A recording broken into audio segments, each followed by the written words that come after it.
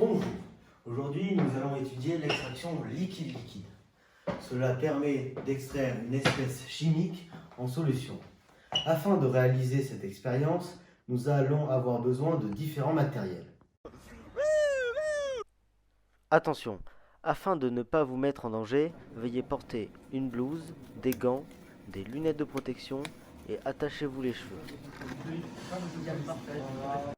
Nous allons donc avoir besoin d'une fiole jaugée, de deux béchères pour séparer les deux phases différentes, d'une pipette Pasteur et enfin d'une ampoule à décanter.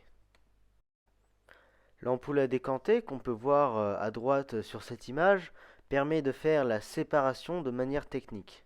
Aujourd'hui, nous allons séparer le cyclohexane du sulfate de cuivre afin de le recycler car il est dangereux pour l'environnement.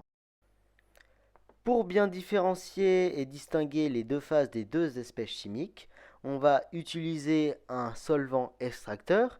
Il permet l'isolation de l'espèce à extraire. Retenons qu'il ne doit pas être miscible avec le solvant initial, c'est-à-dire ici dans notre expérience, ce sera l'eau.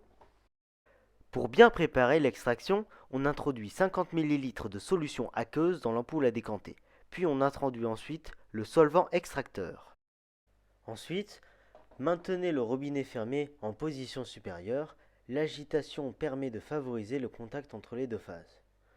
Puis, dégazez, ouvrez le robinet situé en haut de l'ampoule à décanter plusieurs fois avant de passer à l'étape suivante. Attention, il est préférable de ne pas le faire en direction ou proche de quelqu'un.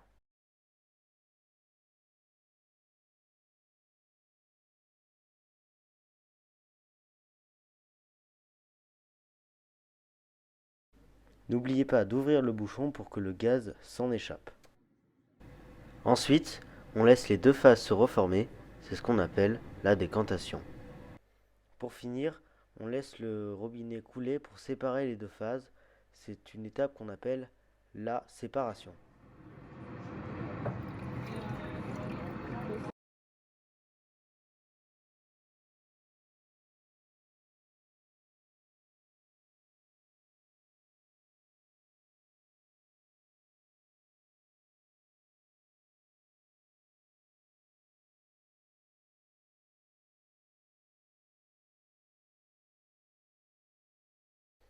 Après avoir obtenu les deux espèces chimiques, l'extraction est finie, vous pouvez donc récupérer vos deux espèces chimiques.